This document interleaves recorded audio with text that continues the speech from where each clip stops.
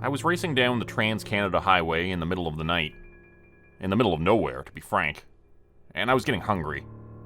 The bear hates being hungry. According to Google, there was no food nor gas stations in sight. The bear was displeased. My real name is Bob Bryson. I'm a big rig driver living in Edmonton, Alberta. But everyone calls me the bear. You can probably guess why. Deep down, I'm a good guy. I love the Grateful Dead, and I play a mean blues harp on the weekends. But I have a nasty side. Especially when I'm hungry. Typically, on these long hauls, my girlfriend Wendy packs 3 square meals for me, and that should be sufficient. Unfortunately, I devoured those scrumptious sandwiches within the first few hours of driving, leaving me foodless and underfed. I flipped through the radio. All I could find was late-night Jesus freaks and country music. I need satellite radio in this old freight shaker, I told myself. I hate shitty music. I also hate driving this late at night in lonely Manitoba. All you get to look at out here are these strange yellow crops. And I don't eat those yellow crops. What the hell are they used for anyhow? I could care less. I want food. There was no stopping for the night, and my coffee thermos was empty. There's nowhere to even get a cup of coffee out here. I hate the prairies with a passion. Nice folks out here, though. One lone car drove past me, then it was gone, and the highway was again stark and desolate. I continued flipping through the radio stations. I need satellite radio, I grumbled again, slamming my meaty fist into the steering wheel a little too hard. My giant stomach screamed, "Feed me now," in protest. It was becoming an emergency. All I could see was miles upon miles of flat prairie road. The Canadian prairies. I spotted some peculiar lights up ahead. No frickin' way, I said aloud. I rubbed my eyes. Up ahead was a brightly lit building with an open sign flashing. I don't remember seeing this place here before. I pulled into the empty parking lot and eased the big truck to a stop. There's no way this place is open. According to the red and white neon flashing sign, the place was called Lickety Split. It was an old-fashioned 50s-style diner. How original, I said. But as my ma used to say, a hungry bear must eat. I got out of the truck and farted. I needed to pee, and judging by the smell of that fart, I needed to take a dump. I meandered towards the door. Something about this place gave me the creeps.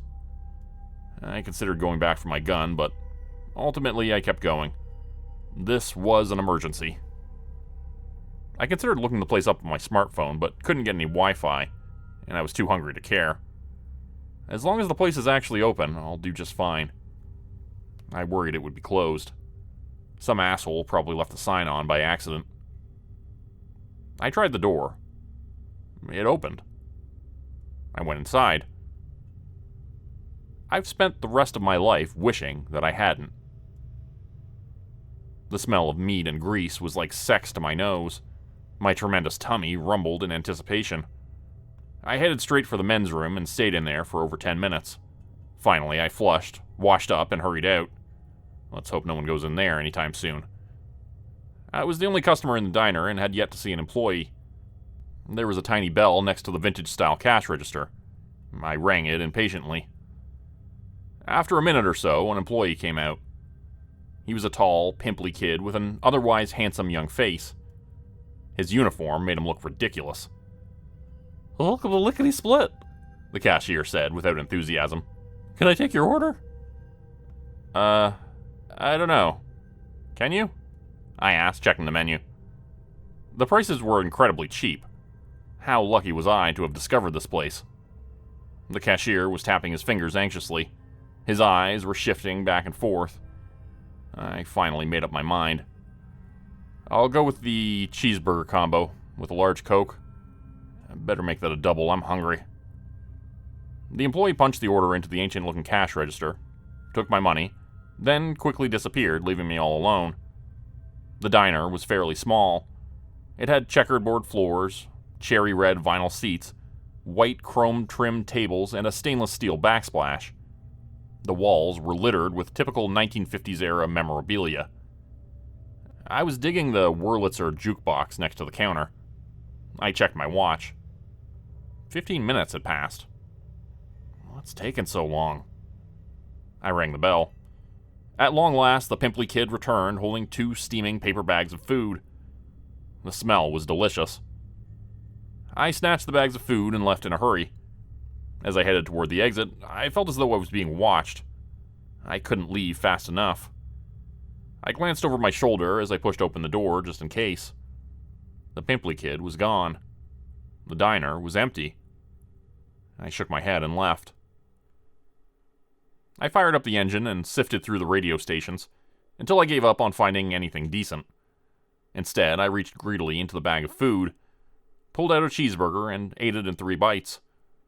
I belched, then washed it down with my Coke. It was cold and sweet and good. I wiped my face and reached back into the bag looking for fries. Damn it all to hell. They forgot my fries. My big fist was clenched. My teeth started to grind. Should I go back in for my fries? I didn't know the answer.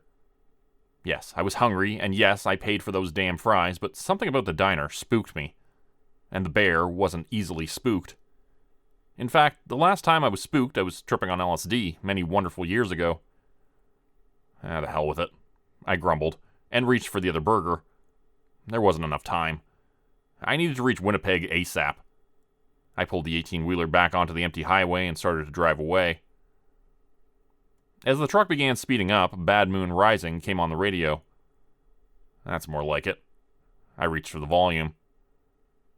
My second cheeseburger had 1 large bite taken from it, which I was still chewing. Up ahead, a bright light approached as another transport truck drove past. I held my burger up to my face and was just about to devour it when the light of the truck peered into my cab, and I noticed a fingertip mashed into the burger meat. I screamed and dropped the burger onto my lap. Hot grease scorched my crotch. I hollered, slammed on the brakes, and pulled the truck over.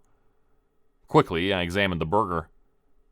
Then I rolled down the window and puked. Chunks of fleshy meat dripped down the side of the door. Inside the burger was human flesh. There was no denying it. That's it, I'm going back. Only a skilled driver can maneuver an 18-wheeler the way I can, and soon I was heading back towards Lickety Split, looking to kick some ass. When I pulled into the parking lot, the sign was turned off. Oh, no, you don't. I began hammering on the window. Let me in, you creep. I continued pounding until the cashier came over. His hands were shaky, and he was no longer in uniform. I held up my half-eaten flesh burger in my hand and waved it like a maniac. The kid's eyes bulged in alarm. He quickly turned away and split. Hey, don't you leave me here. I want another burger. And my fries. I said this without much thought. I still believed it was some sort of mishap, plus I really wanted those fries. I checked my watch. I don't have time for this. I'm running late. And the bear is never late. Moments later, a tall, hefty man, nearly my size, approached the door. He was wearing a filthy chef's uniform. He looked like the Swedish chef from the Muppets, only sinister. I laughed despite myself. Open up. The chef stood stupidly at the door, brandishing a butcher's knife. His ghastly white face was round and plump, his dark, beady eyes inquisitive. He made a quick assessment, then opened the door. I spilled inside the diner and demanded an explanation. The chef smiled pleasantly, but spoke in Swedish. I didn't have the capacity, nor the time, to ponder why someone from Sweden had suddenly opened a diner in the middle of Manitoba. But I hated this man from the get-go. Explain this. I tossed the half-eaten burger at the chef. The human finger was as visible as my substantial stomach. The chef turned and shouted, smiled again, then ran into the kitchen. By now, my adrenaline was on max. I was ready to rumble. With 2 clenched fists, I followed the chef into the kitchen. I immediately wished I hadn't. The kitchen was filthy. Large, fleshy bones lay haphazardly on the countertop. The floor was caked in grease and discarded vegetable scraps. A small, round-looking man popped out of the walk-in fridge and shrieked with surprise. He spoke loudly in Swedish. 2 more men appeared, holding large kitchen knives. I reached for my gun. It was still in the truck. How could I be so stupid? Before I could react, I was clocked from behind and knocked unconscious. Pain. Searing pain and white light. White light and voices. More pain. Confusion. I tried to open my eyes. I couldn't. I tried to move. I couldn't. There were voices all around me. I grumbled and roared. Swick, swick, swick. The hell was that sound? I knew as soon as the question came. Knives sharpening. I could smell rotting meat. I was bitterly cold, and the air was thin and difficult to breathe. Panic hit me. I tried desperately to move, but couldn't. Okay, I told myself. Best be careful. I heard muffled voices talking rapidly. The sound of sharpening knives intensified. I couldn't see, my eyes were covered. I squinted and shifted my face until I managed to remove the face covering. I was inside a long walk-in fridge, surrounded by a buffet of disfigured animal carcasses. A skinned cat lay next to me. Looks like Puffy the cat won't be returning home anytime soon. Its hind legs had been chopped off and its eyeballs removed. All the shelves were covered in random animal carcasses, most of which I could not identify. I was too angry to be upset. I needed a plan, and fast. My hands had been tied behind my back with what I suspected was duct tape. I tried breaking free. I couldn't. My eyes began to adjust to the darkness. The white light was coming from behind the door, which hadn't been properly shut. I tried and tried to stand up, but I was woozy. They had drugged me. Lucky for me, however, years of following fish on tour had given me an almost supernatural tolerance to narcotics. Still, I couldn't find my feet, so I crawled. My long, fat fingers were clutching desperately for anything I could use to free myself, until alas, I was holding something. I couldn't see what it was, but I already knew. I was holding some sort of animal bone. It was long and pointy. It would do the trick. I spent a half hour trying to saw myself out of those duct-taped shackles. I worked fervently until snap, my hands were free. Now I could help myself stand up. I did, and hit my head on a human carcass hanging from the ceiling. Its feet and hands were gone. The smell was repulsive even in the cold. I didn't care. I was ready to kick ass and take names. I searched for a weapon and found a large animal bone with a sharp-pointed tip. This should suffice. I imagined what I looked like and laughed. Probably like Fred Flintstone holding a giant animal bone. Only Fred wasn't ever in this kind of danger. The talking stopped suddenly. I leaned against the door, listening, ready to attack whoever was unlucky enough to open the door. The chef shouted an order. I heard cluttering and pots and pans clanking. Just before the refrigerator door swung open, I noticed more human remains lying at the end of the fridge. A large rat was feasting on a human foot. I looked away and tightened my grip on the bone. I heard more talking. Then the refrigerator door swung open. 3 cooks, brandishing the largest knives I've ever seen, surrounded me immediately. I went into a frenzy and attacked all of them at once. The shorter man went down like a sack of potatoes. I knocked him out with a good clunk on the side of his head.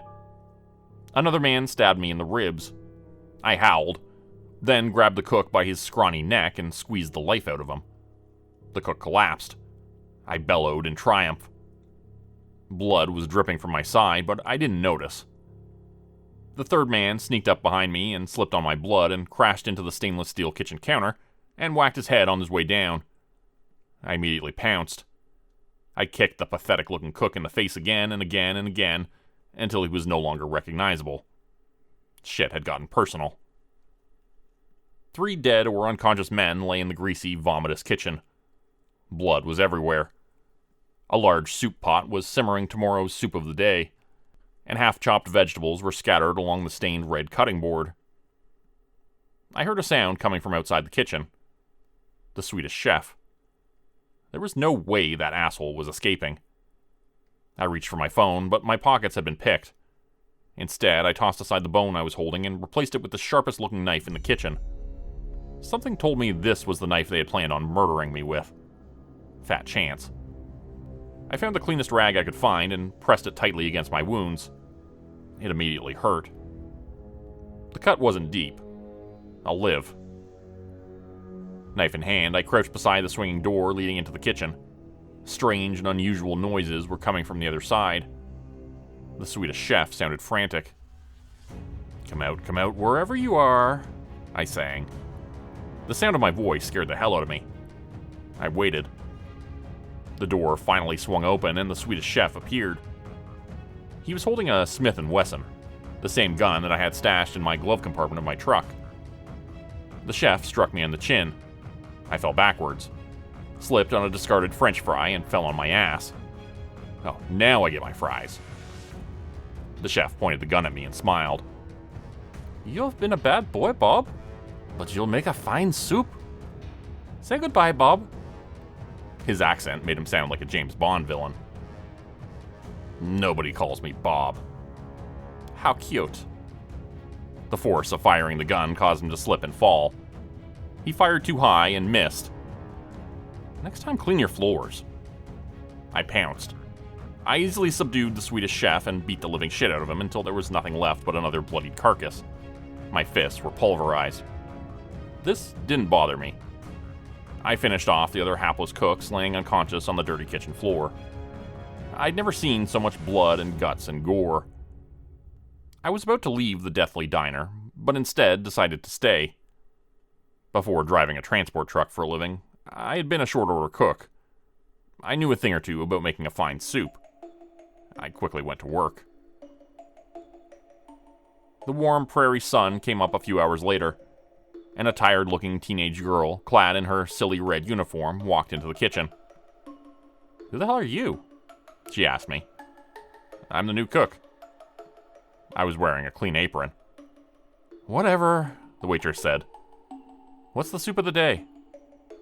I grinned. A twinkle formed in my bloodshot eyes as I spoke. Swedish meatball soup. Today's story was written by Marcus Starr. Marcus is a very talented author. He posts on Reddit as Call Me Starr. I'll include a link in the description below. And also include a link to his new book. He has a collection of creepy short stories out right now on Amazon titled Monsters in the Moonlight. So I hope you'll all check that out on Amazon. Please look at the description below for the link to Monsters in the Moonlight by Marcus Starr. Become a channel member today for early access, bonus videos, and special emojis only available to members. Check out the description below or click the join button for more info. Today's video was supported by patrons like Mark from Earth, Crimson Muse, Joy Burton, Diane Showers, Mark Sewall, Cheryl James, Pick Your Sticker, Teddy Dog, Glue 404, Mamakato, Dante Kincaid, Zarin Ray, Angela Donovan, Blarian 50, Devin Kyle, Timothy Baird, Ajeti, Bert Turner, Bajani Aspinall, Michael Pierce, Big Joe, Carrie Harkonnen, LaDonna Spivey, Scott Tanaka, Tom Stewart, Sherman Davis, Bryce Shelton, Susan McClendon, Elise Batiste, Lisa and the Cult Jam, Open Circuit, Fabulavore, Raymond Jaggers, That Darn Fox, Raison Detra, Kai Gaming 99, Windy Burns, The Wendigo, Michael Squishy Park, The Gem Star, Vault 77 Citizen, Puppy Dan, Clovis Wolf, Eldridge Elm, Derek Prey, Elder Being, KC Hawaii, Rob T, Tragic Mermaid, Darren Fishnaller, Cloves Zanoya Harris, Roe Underwood, Florida Man Luke, Bethany's Mom, Winter's Kiss, Sam Brooke, The White Stag, Corgi Connection, No Name, Marta Cara, Professor Elm, Kathy Barrickman, Cybard Sands, Steve Hennessy, Melanie Sanders, The Archivist, Rob Smith, Term 4, Naz Razio, J. David Wellman Jr., Parker Lewis, Monica Moya, and DMaster311. If you'd like to help support the channel, please consider joining my Patreon page at patreon.com/Jordan Group Horror. As a patron, you get access to bonus videos and content, You'll be credited at the end of every video going forward, and if you decide to stay for 3 months, I'll name a character after you which will be featured in a Hollow's End story. Links to join the Patreon are in the description. Thanks everyone for listening. Please like, subscribe, and comment to help the channel continue to grow. It really does help out a lot. And see you again next time at 4 p.m. Eastern Standard Time.